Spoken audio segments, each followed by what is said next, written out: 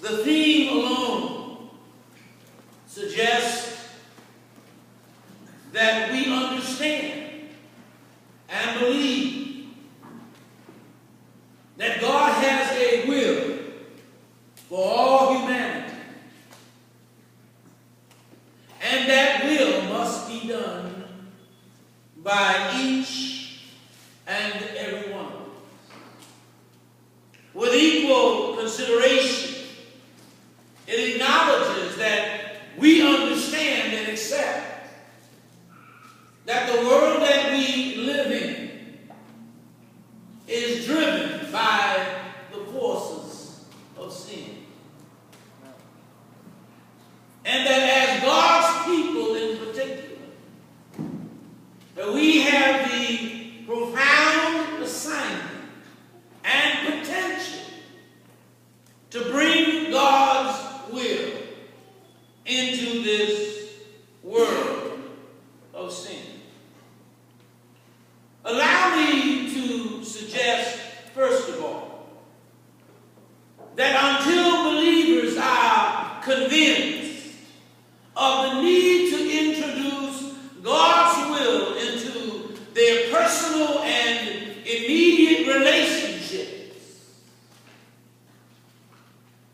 people we care for, people we know, and people who we relate to will remain outside of God's grace. They will remain in darkness.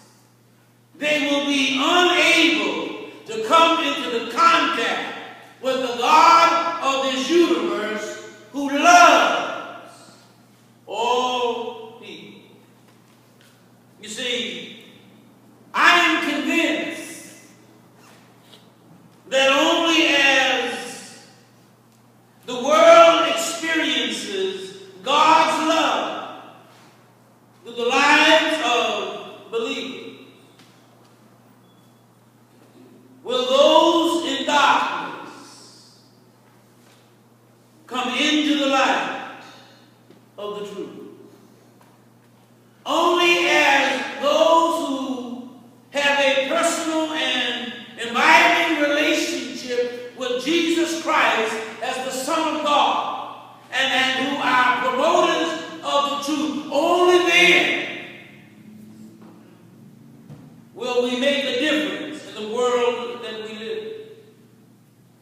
You see, those who strictly believe that the supernatural works of Christ were exclusively to confirm Jesus as the Messiah and to prove his word to be the word of God, I believe are limiting the potential and the scope of his expectation and his message.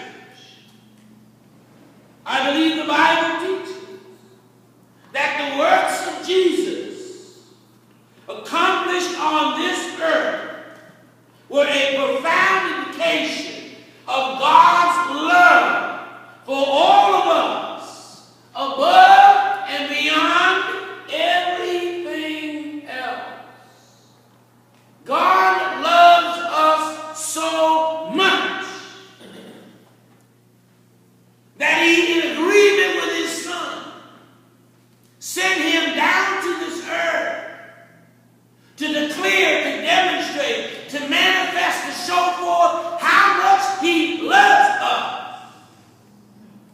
And compounding the depth of his love by allowing his Son to die on Calvary's cross because of our disobedience,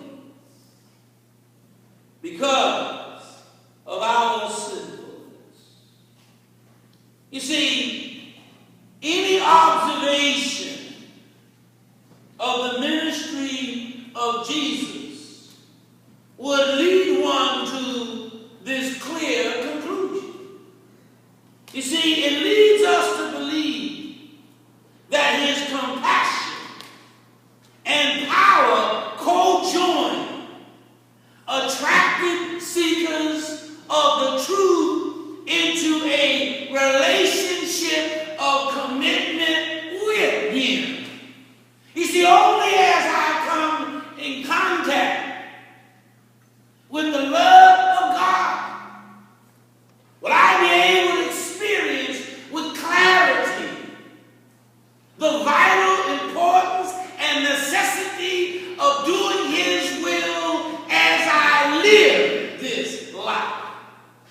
Apart from the love of God, we are inundated with confusion and with fear and with misunderstanding. And as a result of having flooded minds, we do not know which way to go. God's love is the remedy of the condition in man known as sin. You see,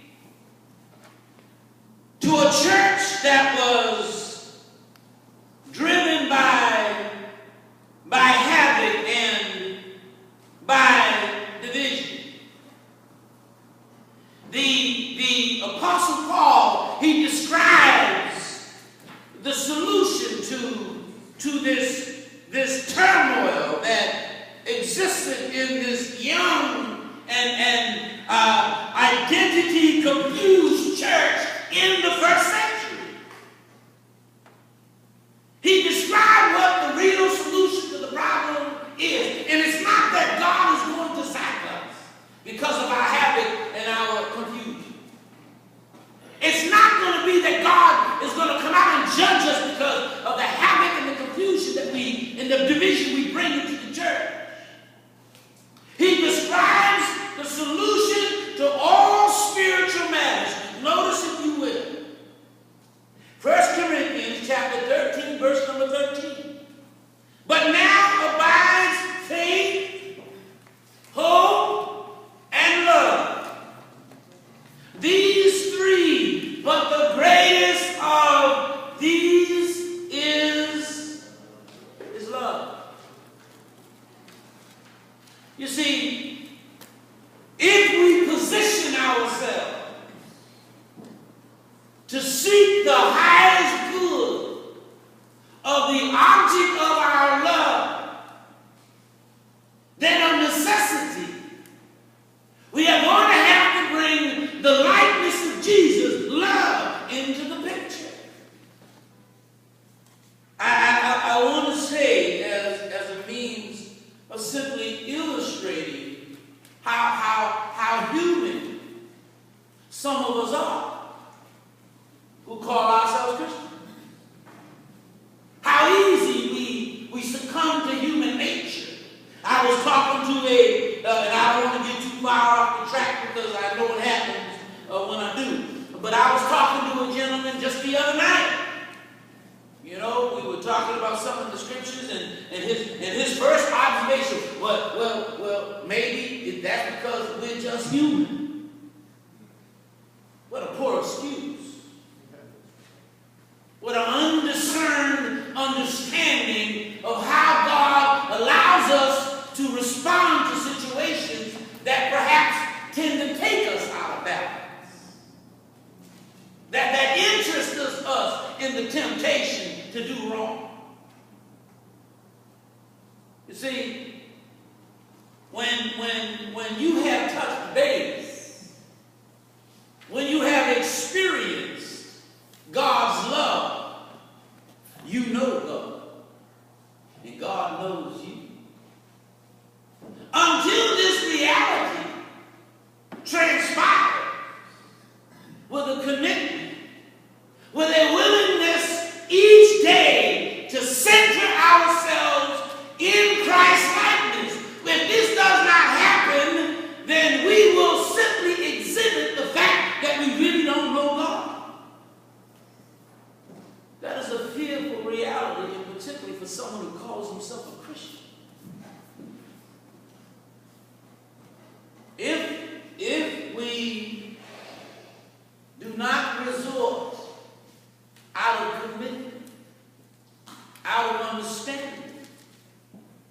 to showing love as we deal with all matters in life. We will continue to declare that we just don't know God. Now you can say I'm only human all you want to. But the activity of the Holy Spirit should not be hindered by our humanness. You see, the vehicle of introducing God's will into human sinfulness, the Bible is teaching us is love. Jesus above all was love. The Bible says that God is love. And if we don't attach ourselves with conviction to that understanding, we will use all human methods to address life's frustration, with the exception of responding out of love. The only real solution that pleases God as we address life in of itself. You see, the Bible teaches us that Jesus is the divine standard. He is the divine standard.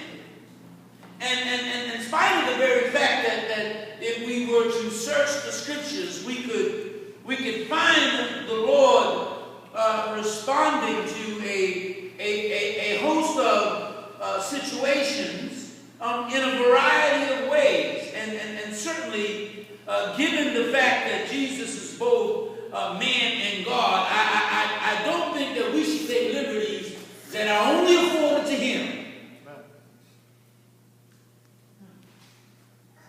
In Luke chapter 4, verse number 18, we gain, if we give serious consideration to the scriptures, we gain a sense of what this love looks like.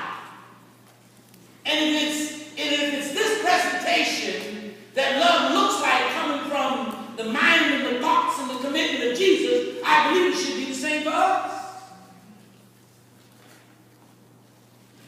The Spirit of the Lord, Jesus says, is upon me, because he anointed me to preach the gospel to the poor. He has sent me to proclaim release to the captives and recovery of sight to the blind, spiritually and otherwise. Keep that in mind. To set free those who are downtrodden, to proclaim the favorable year of the Lord. Now Jesus describes what the anointing is all about. It's about going into this world and bringing God's love into it, meeting the needs of people. And certainly as we trust God, planting seeds of love so that perhaps at some point in time, a sinner will open up his mind and his heart and desire to become saved. Love can achieve that. Love's potential is within that. Outside of that, we are utilizing human strategy and human method, and history proves that does not work.